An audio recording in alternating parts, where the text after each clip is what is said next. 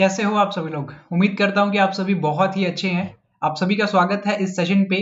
So friends, reasoning की classes आज से स्टार्ट कर रहे हैं हम। आज हमारा डे 1 होने वाला है रीजनिंग के लिए। मैथमेटिक्स के ऑलरेडी मैं आपको 4 क्लासेस करवा चुका हूं। प्लेलिस्ट अवेलेबल है चैनल पे, आप वो देख लीजिएगा, डिस्क्रिप्शन बॉक्स में भी आपको लिंक मिल जाएगा।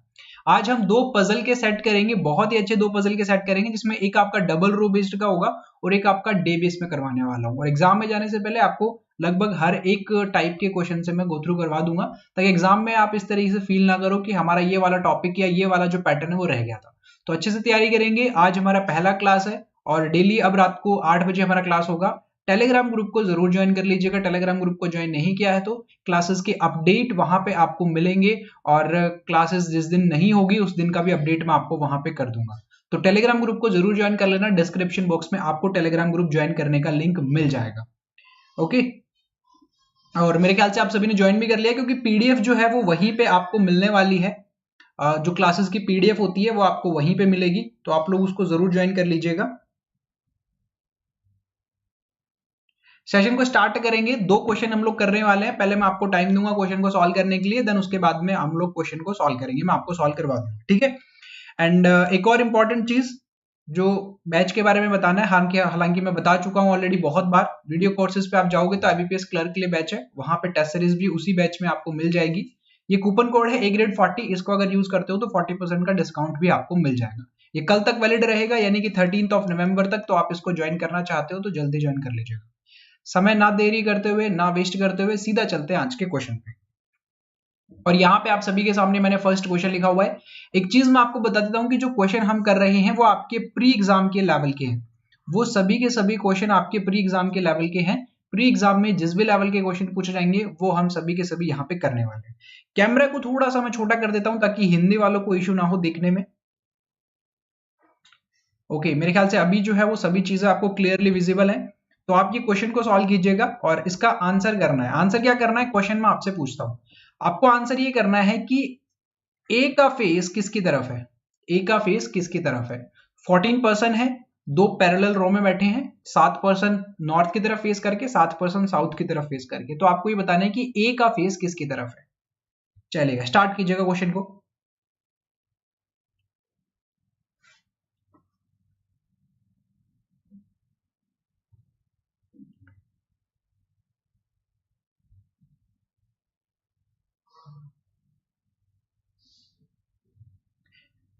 3 मिनट का टाइम दूंगा मैं आपको इस क्वेश्चन को सॉल्व करने के लिए, उसके बाद में मैं आपसे क्वेश्चन को सॉल्व करवा दूंगा।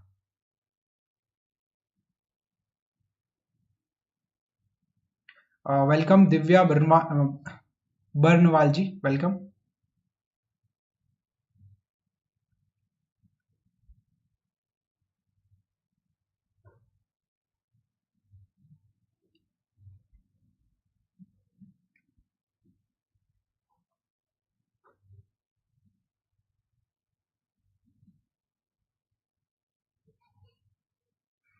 जय श्री कृष्ण रियांश, जल्दी से क्वेश्चन को सॉल्व करो आप।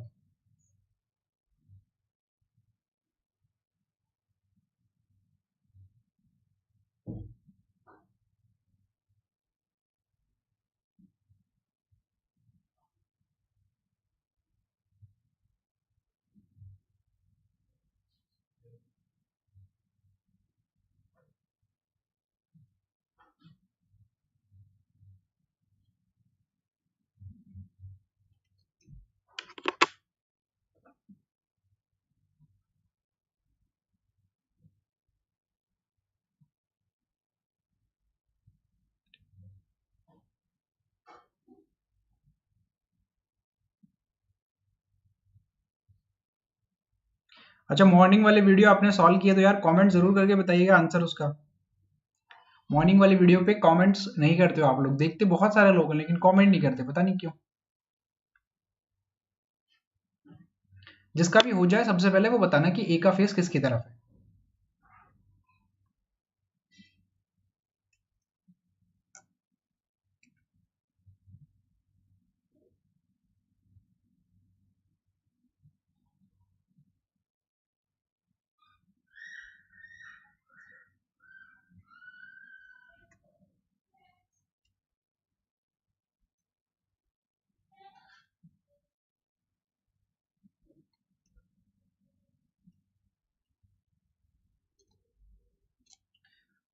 पजल के क्वेश्चंस का मटेरियल कहाँ से लाएं? देखो यार, अगर ये चीज़ आप मुझसे पूछोगे तो मैं तो यही कहूँगा कि एप्लीकेशन पे जो बैच चल रहा है उसमें मैं 50 से ज़्यादा क्वेश्चन तो खुद सॉल्व करवा रहा हूँ। यानी कि मैंने हर एक क्वेश्चन को वीडियो सॉल्यूशन दिया है 50 क्वेश्चन का। एंड उसके बाद में 50 क्वेश्चन का पीडीएफ मैं ऑलरेडी वहाँ पे प्रोवाइड कर चुका हूँ और 50 क्वेश्चन का और प्रोवाइड करने वाला हूँ। तो मटेरियल तो अब मेरे एंड से मिल रहा है, तो देखो मैं यही आपको सजेस्ट करूंगा कि आप एप्लीकेशन पे आ सकते हो। बिल्कुल एग्जाम के लेवल के मैंने आपके लिए क्वेश्चन रखे हैं वहाँ पे। ओके, जिसका भी डन है वो मुझे ये बताओ कि ए का जो फेस है वो किसके तरफ होने वाला है। ये आपका क्वेश्चन था। आपका क्वेश्चन था कि ए का फेस किसकी तरफ है, उस चीज को आप कमेंट करके बताइएगा।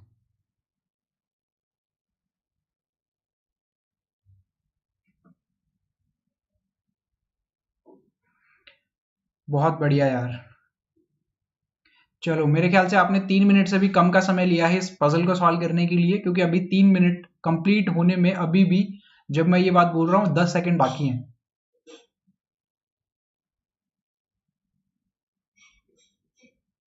बहुत बढ़िया, चलो करें क्वेश्चन को स्टार्ट।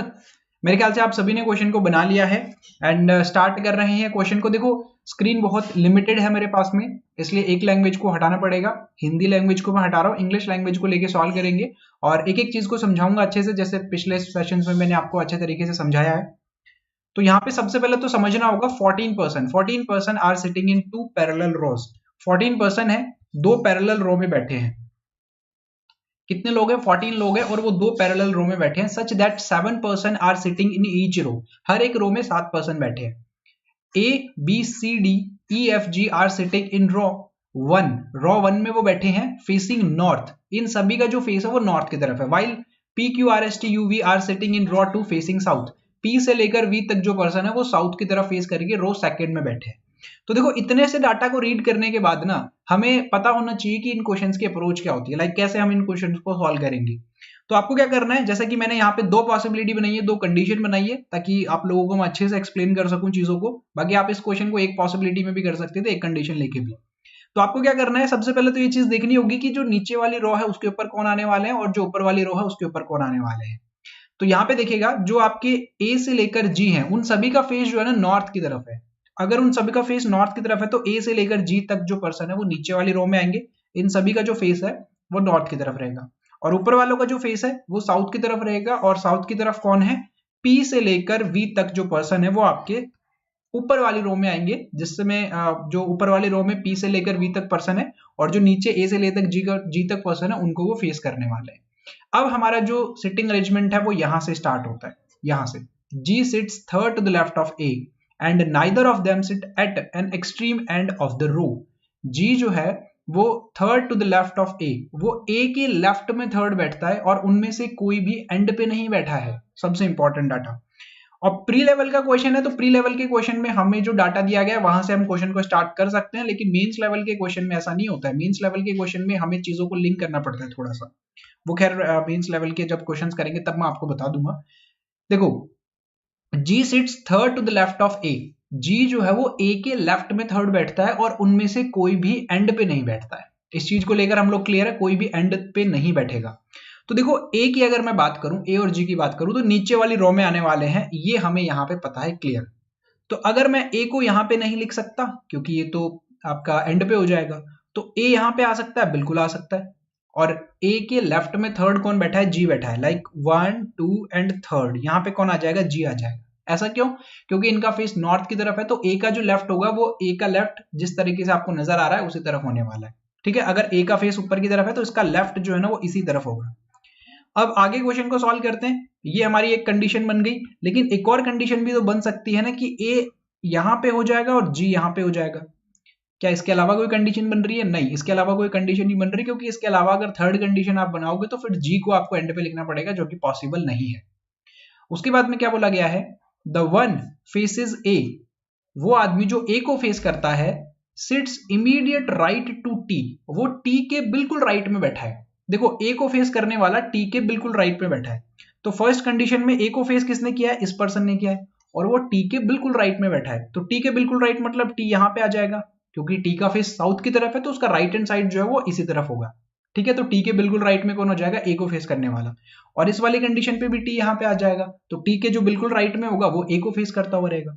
क्लियर है, यहां तक कोई डाउट नहीं है, हमें दोनों कंडीशन हमने ली है और दोनों कंडीशन हमारी सही चल रही है।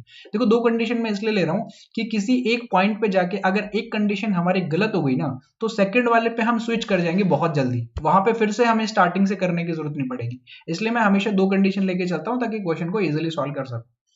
उसके बाद में है only one person sit between T and Q, T और क्यू के बीच में सिर्फ एक पर्सन बैठता है। तो देखो टी यहां पे है तो क्यू यहां पे आ जाएगा एक पर्सन छोड़ के, टी यहां पे है तो टी के राइट में आ जाएगा क्यू यहां पे, लेफ्ट में तो जा नहीं सकता टी के लेफ्ट में क्योंकि टोटली एक पर्सन है वहां पे। तो यहां तक क्लियर है, यहां तक कोई डाउट नहीं है। The one who faces Q, वह पर्सन जो क्यू को फेस करता है, sits third to the right of E, वो ई के राइट में थर्ड बैठा है। वो पर्सन जो क्यू को फेस करता है वो ई के राइट में थर्ड बैठा है, लेकिन ना तो सॉरी क्यू है हमारे पास में, अगर क्यू है हमारे पास में तो ई के राइट में थर्ड हम कैलकुलेट कर सकते हैं उसको। देखो क्यू को फेस किसने किया है, इस पर्सन ने किया है, और ये जो पर्सन है वो थर्ड राइट में बैठा है, लिखा हुआ है ना, sits third to the right of E, वो ई के राइट में थर्ड बैठा है, तो ई यहीं पे आएगा फिर इस कंडीशन के अकॉर्डिंग, क्योंकि ई के राइट में आप थर्ड काउंट करोगे तो वो क्यू को फेस करेगा। और इसी वाले में ई जो है फिर वो यहाँ पे आ जाएगा, क्यू को फेस इस पर्सन ने किया है तो ये पर्सन क्यू के ई के राइट में थर्ड हो जाएगा। यहां तक भी कोई डाउट नहीं है।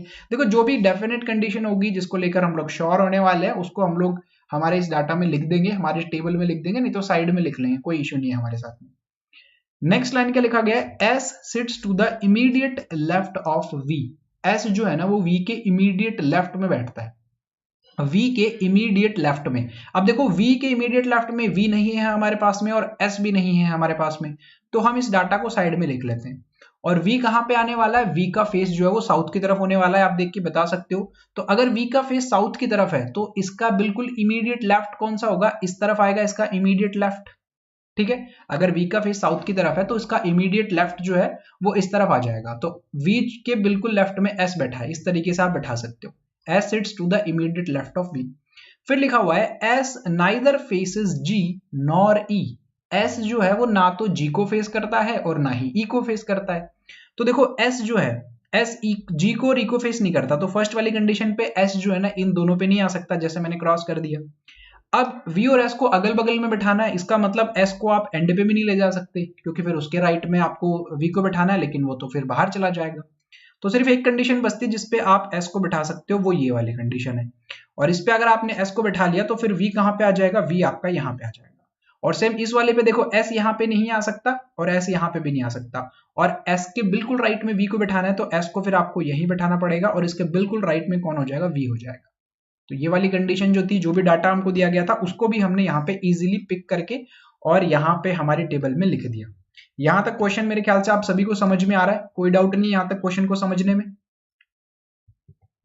चलो बहुत बढ़िया। फिर लिखा हुआ है D is an immediate neighbour of the one who faces S, D is an immediate neighbour of the one who faces S, S को जो फेस करता है उसका इमीडिएट नेबर है D, S को जो भी फेस करता है उसका इमीडिएट नेबर। तो S को देखो फर्स्ट वाली कंडीशन पे इसने फेस किया है तो इसका इमीडिएट नेबर, इसका इमीडिएट नेबर कौन हो जाएगा, यहाँ पे D हो जाएगा। इस वाली कंडीशन पे S यहाँ पे तो इसका इमीडिएट नेबर D जो है वो यहाँ पे हो जाएगा, क्योंकि बाकी की जो कंडीशन है उस पे G है, एक और कंडीशन बचती है लेकिन उस पे ऑलरेडी G बैठा हुआ है। तो यहां तक हमारा कंप्लीट हो गया। फिर क्या बोल रहा है, the one who faces C sits fifth to the right of P, वो P के राइट में फिफ्थ बैठा है जो C को फेस करता है।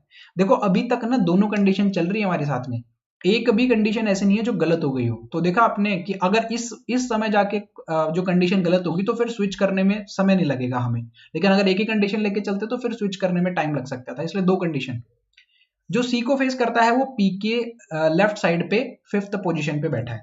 The one who faces C sits fifth to the left of P, P के लेफ्ट में। तो P के लेफ्ट में देखो दो कंडीशन है, या तो आप P को यहाँ पे लिखोगे या तो P को यहाँ पे लिखोगे, क्योंकि अगर आपने P को यहाँ पे लिख दिया तो इसके लेफ्ट में तो आप फिफ्थ पोजीशन पे नहीं जा सकते, तो यहाँ पे तो P नहीं आ सकता। अब हमें देखना होगा कि इन दोनों कंडीशन से कौन सा आ सकता है। तो मान लीजिए कि P को आपने यहाँ पे लिखा तो इसके लेफ्ट में फिफ्थ काउंट करो, 1 2 3 4 एंड 5 पे तो ऑलरेडी T आया हुआ है, और जो C को फेस करता है वो किसके लेफ्ट में बैठेगा, P के लेफ्ट में फिफ्थ बैठेगा, है ना। इसको देखो फिर से आराम से ध्यान से समझो आप। जो सी को फेस करता है वो पी के लेफ्ट में 5th पोजीशन पे बैठा है। तो ये दो कंडीशन ही बचती है आपके पास में पी के लिए। अब मान लो कि अगर आप पी को यहां पे बैठाओगे तो पी के लेफ्ट में आप देखोगे कि 5th पोजीशन कौन सी है। देखो काउंट करो, 1 2 3 4 एंड 5, ये वाली कंडीशन हो गई। लेकिन इस वाली कंडीशन पे तो ऑलरेडी ए बैठा हुआ है ना, तो वो तो सी को फेस कर ही नहीं पाया। तो इसका मतलब पी आपका यहाँ पे नहीं आएगा, तो पी का आपका कहां पे आ जाएगा, पी आपका इस वाली कंडीशन पे यहां पे आ जाएगा। और फिर यहां पे कौन आ जाएगा, सी आ जाएगा। पी के लेफ्ट में कौन बैठा है, 5th पे टी, और टी फेस करता है सी को। अब इस वाली कंडीशन पे आप अगर देखोगे ना तो आप पी को बैठा नहीं पाओगे, क्योंकि पी के लिए एक ही कंडीशन बच रही है और इसके लेफ्ट में 5th। काउंट करो, 1 2 3 4 एंड 5th, और यहां पे कौन आ जाएगा, सी हो जाएगा। ओके, यहां पे भी हमने सी को बिठा दिया और सी जो है वो टी को फेस कर रहे हैं। आगे बढ़े क्वेश्चन को। आगे बोला जा रहा है B sits third to the left of F. B जो है वो लेफ्ट में थर्ड बैठता है किसके, एफ के। एफ के लेफ्ट में थर्ड। तो देखो एक इस वाली कंडीशन पे तो यही बचा है, सिर्फ एफ को यहां पे लिखना पड़ेगा और इसके लेफ्ट में थर्ड भी यहां पे हो जाएगा। इस वाली कंडीशन पे एफ को यहां पे लिखना पड़ेगा, लेकिन इसके लेफ्ट में थर्ड तो ऑलरेडी डी बैठा हुआ है यहां पे। अब आप देख रहे हो ऑलमोस्ट लास्ट वाले हमारे डाटा पे जाके हमारी कंडीशन गलत हुई है, और अब हमें स्विच करने में बिल्कुल टाइम नहीं लगेगा कि हमारी जो फर्स्ट वाली कंडीशन है वो सही है और सेकंड वाली कंडीशन गलत है। तो इसको हटा देता हूं मैं, क्योंकि यहाँ पे ऑलरेडी एफ के लेफ्ट में थर्ड पे डी बैठा हुआ है। ठीक है, तो ये कंडीशन हट गई, इसको हटा देते हैं। अब उसके बाद में कौन सा बचा है, U sits at one of the position to the right of R. U जो है वो आर के राइट में कहीं पे बैठता है, तो आर मेरा यहां पे आ जाएगा और यू मेरा फिर यहां पे आ जाएगा। तो आर के राइट में यू हो गया। ठीक है, हमारी कंडीशन जो है वो कंप्लीट हो चुकी है। हमारा जो पजल था, हमारा जो सिटिंग अरेंजमेंट था वो हमारा कंप्लीट हो चुका है। और अगर ये लेवल का क्वेश्चन आप इजीली बना पा रहे हो, देन प्री एग्जाम में आपका पजल का कोई भी क्वेश्चन नहीं अटकेगा। अब मैंने आपसे क्वेश्चन क्या किया था कि ए किसको फेस करता है, तो देखो ए का फेस किसकी तरफ है, आर की तरफ। ए और आर एक दूसरे की तरफ फेस करते हैं, तो ए का फेस जो है वो आर की तरफ होगा। तो आर जिसने भी आंसर किया था ना इस क्वेश्चन का, वो बिल्कुल सही आंसर है। क्लियर है। मेरे ख्याल से आप सभी ने अभी इस क्वेश्चन को बना लिया होगा, अच्छे से समझ में आ गया होगा, और सभी का सेम भी आया होगा क्वेश्चन, इसका जो आंसर था वो। बहुत बढ़िया यार, बहुत बढ़िया। अगले क्वेश्चन पे चले। ये क्वेश्चन मेरे ख्याल से आप सभी को समझ में आ गया होगा, बहुत आराम आराम से एक्सप्लेन भी किया मैंने।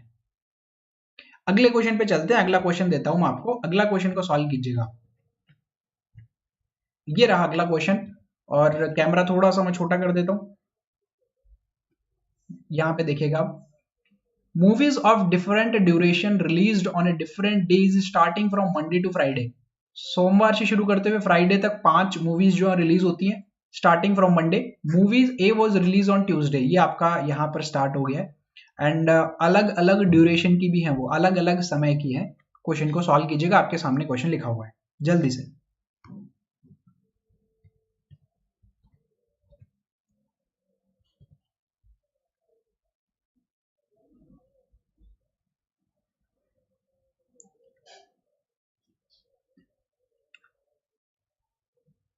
जी बिल्कुल, अगर सेशन अच्छा लग रहा है तो लाइक जरूर कीजिएगा।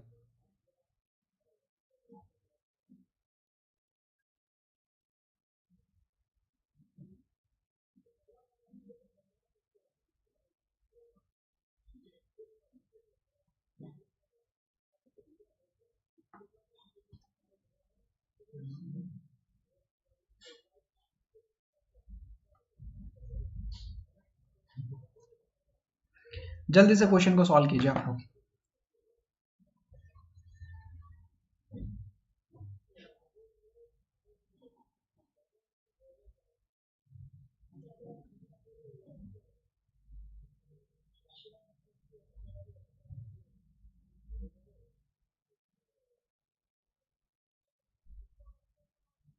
हाँ, स्क्रीनशॉट भी ले सकते हो आप, स्क्रीनशॉट तो अलाउ है ना, यहाँ पे ले सकते हो स्क्रीनशॉट।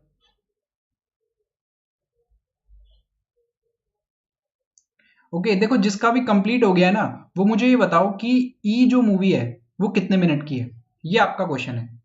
अगर आपने क्वेश्चन को कंप्लीट बना लिया है, देखो वैसे टफ नहीं है क्वेश्चन, तो आपको ये बताना है कि जो मूवी ई है वो कितने देर की मूवी है, लाइक उसका टाइम पीरियड कितना है, ये चीज आपको बतानी है।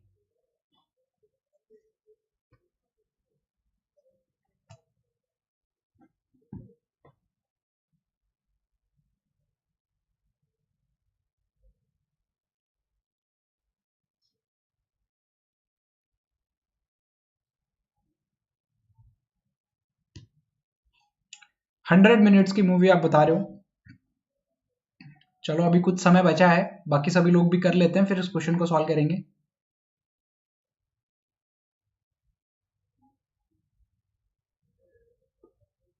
नंबर सीरीज को यार स्क्रीन से कॉपी करके आप रफ शीट में लिखोगे और फिर सॉल्व करोगे तो यार ये तो गलत स्ट्रेटेजी होगी आपकी, समय बहुत लगेगा इसमें।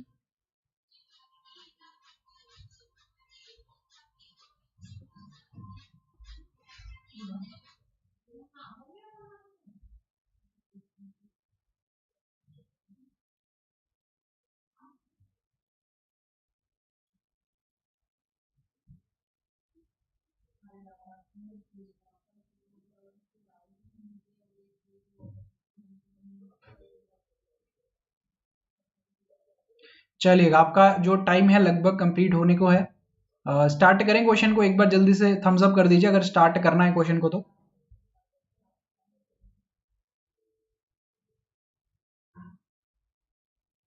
100 मिनट्स आपका आंसर आ रहा है, किसके लिए? मूवी ई के लिए। देखते हैं क्या आंसर होगा इसका करेक्ट।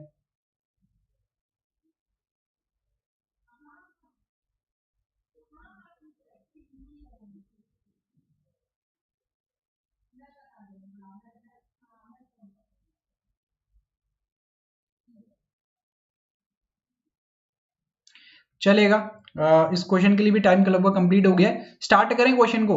देखिए फिर से मैं ये चीज कहूंगा कि स्क्रीन लिमिटेड है, एक लैंग्वेज मुझे हटानी पड़ेगी। मैं सिर्फ Hindi language sorry English language को लेकर क्वेश्चन को सॉल्व कर रहा हूँ। एंड 2 टेबल मैंने ऑलरेडी बनाई हुई है ताकि आपको अच्छे से एक्सप्लेन कर सकूं, क्योंकि अभी आप सीख रहे हो तो चीजें जो है वो बहुत क्लियरली विजिबल होनी चाहिए, बहुत नीट एंड क्लीन होनी चाहिए। क्योंकि हम अभी बिगिनर हैं अगर, तो फिर ये वाली वीडियो हमारे लिए बहुत हेल्पफुल होनी चाहिए अगर हम यूट्यूब पे क्लासेस देख रहे हैं तो। इसलिए मैंने 2 टेबल ऑलरेडी बना लिया, समझने में बिल्कुल इश्यू नहीं रहेगा आपको। क्या लिखा हुआ है? Movies of different duration released on different days starting from Monday to Friday. अलग अलग ड्यूरेशन की कुछ मूवीज जो है वो रिलीज की जाती है मंडे से लेकर फ्राइडे तक। Monday, Tuesday, Wednesday, Thursday and Friday. Then आपसे यहां से जो पजल है वो स्टार्ट हो जाता है। सिर्फ इतना सा बताया गया है आपको कि अलग अलग मूवीज है वो मंडे टू फ्राइडे रिलीज हो रही है। तो ऑब्वियसली बात है, डे आप यहाँ पे लिखोगे, मूवी का नेम आप यहाँ पे लिखोगे, और ड्यूरेशन की भी बात की गई है तो ड्यूरेशन आप यहाँ पे लिखोगे, उस मूवी का जो भी ड्यूरेशन है। और सेम इसी को कॉपी करते हुए मैंने सेकंड कंडीशन भी बनाई है, क्योंकि 2 कंडीशन लेके चलने में प्रॉब्लम नहीं होती उसको स्विच करने में। लिखा हुआ गया है movie A was release on Tuesday. Movie A जो है वो ट्यूजडे को रिलीज की गई थी। मूवी ए को ट्यूसडे को रिलीज किया गया, यानी कि मंगलवार को रिलीज किया गया। तो मूवी ए को मैं ट्यूसडे के ऊपर लिख सकता हूं इस तरीके से, मूवी ए जो है वो ट्यूसडे को रिलीज की गई है। तो दोनों कंडीशन पे मैं ए पे लिख देता हूं, कोई डाउट नहीं है। फिर लिखा हुआ है no movie released between A and the one which is of 75 minute duration. Movie A और वो मूवी जो 75 मिनट की है उनके बीच में कोई भी मूवी जो है वो रिलीज नहीं की गई है। तो देखो ए तो आपको मिल गया, अब वो 75 वाली जो है वो मे बी की ए के बिल्कुल ऊपर हो सकती है। तो अब देखो 75 और ए में कोई भी डिफरेंस नजर नहीं आ रहा आपको, और मे बी की वो नीचे वाली की तरफ भी हो सकती है। तो अभी भी ए और 75 में कोई डिफरेंस नजर नहीं आ रहा आपको, तो ये 2 कंडीशन बन गई आपकी। उसके बाद में क्या बोला जा रहा है? Only one movie is released between the one which is of 75 minute duration and the one which is of 100 minute duration. 75 minute और 100 मिनट वाली जो मूवी है उनके बीच में सिर्फ एक मूवी रिलीज की गई थी। तो देखो फर्स्ट वाली कंडीशन पे तो 75 है, एक मूवी आप छोड़ के 100 को यहां पे लिख सकते हो। लेकिन इस वाली कंडीशन पे आप जाओगे तो देखो एक मूवी छोड़ के ऊपर की तरफ भी 100 हो सकता है और नीचे की तरफ भी 100 हो सकता है। दोनों कंडीशन पे 100 हो सकता है ना यहाँ पे। तो यहाँ पे हम लोग श्योर नहीं कि 100 कहाँ पे आएगा, लेकिन फर्स्ट वाली कंडीशन पे हम लोग श्योर है, तो उसको मैंने लिख दिया। फिर क्या लिखा हुआ है? No movie release between the one which is of 100 minute and B. 100 minute और बी के बीच में एक भी मूवी रिलीज नहीं की गई है, यानी कि 100 और बी जो है वो क्या आएंगे, लगातार आने वाले हैं। तो 100 यहाँ पे आ गया वेडनेसडे पे, तो बी जो है वो पहले हो सकता है क्या? पहले नहीं हो सकता, क्योंकि ए आ गया यहाँ पे, तो बी फिर आपको यहाँ पे लिखना पड़ेगा। ठीक है, अगर आप इस वाली कंडीशन पे देखो, इस वाली कंडीशन पे आप क्लियर हो जाएंगी चीजें। अगर आप 100 को यहाँ पे लिख दोगे तो फिर आपको बी को यहाँ पे लिखना पड़ेगा, क्योंकि बी और 100 के बीच में एक भी गैप नहीं है। तो यहाँ पे तो ये चीज गलत हो जाएगी, गलत हो जाएगी ना, तो ये 100 फिर यहाँ पे नहीं आ सकता। तो 100 जो है वो कहाँ पे आ जाएगा? लास्ट वाली लाइन पे आ जाएगा, यहाँ पे आ जाएगा, फ्राइडे पे। यही बोला गया था कि कोई भी मूवी रिलीज नहीं की जाती है 100 मिनट वाली और बी के बीच में। तो 100 मिनट यहां पे है तो फिर बी कहां पे आ जाएगा, यहां पे आ जाएगा। दोनों कंडीशन पे मैंने बना ली, दो कंडीशन चल रही है अभी तक। फिर लिखा हुआ है कि only one movie released after B, B के बाद में सिर्फ एक ही मूवी रिलीज की जाती है। तो देखो बी अगर थर्सडे का है तो उसके बाद में फ्राइडे को एक ही मूवी रिलीज हो रही है, यानी कि फर्स्ट वाली कंडीशन पे तो सही है। और सेकंड वाली कंडीशन थर्सडे के बाद में एक मूवी, यानी कि थर्सडे के बाद में बी के बाद में सिर्फ एक ही मूवी है, तो ये भी बिल्कुल सही है। तो यहां पर भी कंडीशन सेटिस्फाई हो रही है हमारी। फिर लिखा जा रहा है B released immediately after 100 minutes duration movie, B जो है वो 100 मिनट्स की मूवी के जस्ट बाद में आपका रिलीज किया गया है, 100 के जस्ट बाद में।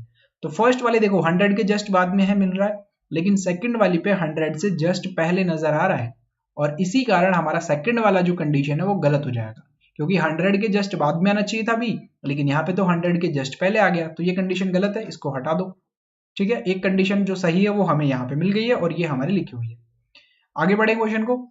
Movie C released immediately after the one which is of 130 minutes duration, 130 minute की जो मूवी है ना उसके जस्ट बाद में कौन रिलीज किया गया है, सी को रिलीज किया गया है। तो अब 130 कहां पे होगा हमें पता नहीं है, कहीं पे भी हो सकता है, मे बी कि 130 ए पे लिखा हुआ हो, मे बी 130 बी पे लिखा हुआ हो, और इसके बिल्कुल नीचे कौन हो जाएगा, सी हो जाएगा। यही बोला गया है, क्योंकि जो सी है वो 130 के बिल्कुल बाद में रिलीज की जाती है। ठीक है, ये श्योर नहीं है, इसको हमने साइड में लिख लिया। इसका क्या मतलब हुआ कि 130 के बिल्कुल नीचे जो है वो कौन आएगा, सी आएगा। फिर लिखा हुआ है कि more than 2 movie release between C and D, C और डी के बीच में 2 से ज्यादा मूवीज को रिलीज किया गया है, यानी कि सी और डी के बीच में 2 से ज्यादा का गैप होना चाहिए। 2 से ज्यादा कितने, 3 भी हो सकते हैं, 4 भी हो सकते हैं, 5 भी हो सकते हैं, लेकिन वो होंगे 2 से ज्यादा ही। ठीक है, 2 तक भी नहीं होंगे, 2 से ज्यादा ही होंगे, एटलीस्ट 3 होंगे वो, इस तरीके से आप समझ सकते हो इसको। तो अब देखो सी को हमें बैठाना है, कोशिश करते हैं बैठाने की।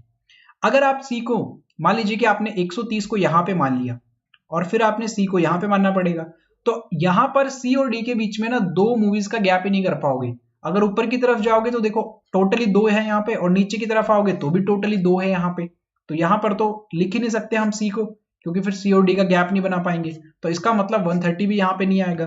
तो इसका मतलब ये हुआ कि 130 सिर्फ एक कंडीशन बचती यहाँ पे आएगा, सी मेरा यहाँ पे आ जाएगा, और एटलीस्ट 2 छोड़ने हैं ना, मतलब कम से कम 2 तो छोड़ने ही पड़ेंगे आपको, क्योंकि 2 से ज्यादा है उनके बीच में। यही तो लिखा हुआ है, more than 2 movies released between C and D, तो मतलब कम से कम 3 मूवीज आपको छोड़नी पड़ेगी। देखो 1 2 ये आपने 2 छोड़ दी, कम से कम 2 मूवीज आपने छोड़ दी, 2 से ज्यादा है उनके बीच में, तो यहाँ पे तो ऑलरेडी आया हुआ है, यहाँ पे डी आ जाएगा। तो देखो पहली मूवी, दूसरी मूवी और तीसरी मूवी, 3 मूवीज को आपने छोड़ दिया, फिर जाके आपने डी को लिखा था। ठीक है, मोर देन 2 मूवीज का मतलब क्या होता है कि 2 से ज्यादा ही होनी चाहिए। 2 से ज्यादा वो 3 भी हो सकती है, 4 भी हो सकती है, 5 भी हो सकती है, लेकिन 2 से ज्यादा होंगे। तो आपको सी भी मिल गया और आपको यहाँ पे डी भी मिल गया। क्लियर है। अब उसके बाद में देखिएगा, दोनों हमने डाटा को यूज कर लिया है, किसी काम की नहीं, अब ये डाटा इनको रीड करने की जरूरत ही नहीं थी अब तो। फिर क्या लिखा हुआ है, the movie which is of 90 minutes duration released before E, जो मूवी 90 मिनट्स की है वो ई से पहले रिलीज की गई है। तो देखो ई के लिए तो सिर्फ एक ही कंडीशन बचती है हमारे पास में, यहाँ पे इस तरीके से मैंने ई को यहीं पे लिख सकता हूं, और 90 मिनट्स वाली ई से पहले रिलीज की गई है, तो ई से पहले 90 मिनट्स वाली यहाँ पे आ जाएगी, बिल्कुल सही है। One of the movie was 20 minutes more duration than E, एक ऐसी मूवी है जिसका ड्यूरेशन ई से 20 मिनट ज्यादा है। तो ई से ई कितना है 100, तो ई से ज्यादा ये जो सी है यही है, कितना 20 ज्यादा है, तो 100 प्लस 20 कितना 120 हो जाएगा, और यही आपका फाइनल आंसर है। यही आपका क्या हो जाएगा, इस पजल के लिए फाइनल आंसर हो जाएगा। तो मेरे ख्याल से आप सभी ने इसको बना लिया था, और प्री एग्जामिनेशन की तैयारी कर रहे हो, इस लेवल तक की ही आप उम्मीद करके जाना, इससे ज्यादा लेवल नहीं पूछता हो। आपने आरआरबी में देखा था ना, जो लेवल मैंने करवाया था और जो एक्चुअल लेवल आपने एग्जाम में फील किया होगा, उसमें ज्यादा फर्क नहीं था, क्योंकि एग्जामिनर प्री एग्जाम में बहुत ज्यादा डीपली क्वेश्चंस नहीं पूछते हैं। ठीक है, बिल्कुल सही बात है। मेरी क्लास का टाइमिंग दोपहर को 1 बजे, शाम को 8 बजे। वो टेलीग्राम ग्रुप ज्वाइन कर लो आप, उसमें मैं सभी अपडेट्स डालता हूँ। इस क्लास का पीडीएफ भी उसमें डालने वाला हूँ मैं 10 मिनट के बाद में। ठीक है,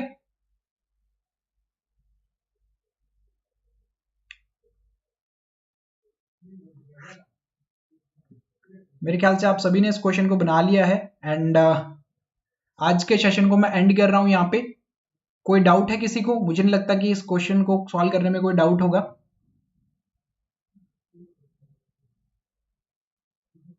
टेलीग्राम ग्रुप डिस्क्रिप्शन बॉक्स में लिंक दिया हुआ है टेलीग्राम ग्रुप का। और अगर आपको डिस्क्रिप्शन बॉक्स के लिंक से ज्वाइन करने में इश्यू हो रहा है तो आप डायरेक्ट जाके सर्च कर लो, ए ग्रेड क्लासेस। 10,000 से ज्यादा लोग हमें ज्वाइन कर चुके हैं वहां पे, आप भी ज्वाइन कर लेना।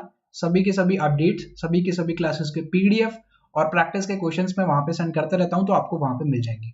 ठीक है, तो ये जो सेशन है इसको मैं एंड कर रहा हूं यहाँ पे। नेक्स्ट सेशन यानी कि कल मिलने वाला है, उसका अपडेट भी मैं आपको वहीं पे दूंगा, कब क्लास स्टार्ट होगी। लाइव आते ही अपडेट करता हूं मैं वहां पे कि मैं लाइव आ चुका हूं, तो आप वहां से भी ज्वाइन कर सकते हो। एंड इंपॉर्टेंट फिर से कहूंगा कि अगर सेशन अच्छा लगा हो तो लाइक जरूर कीजिएगा। थैंक यू, मिलते हैं नेक्स्ट सेशन में।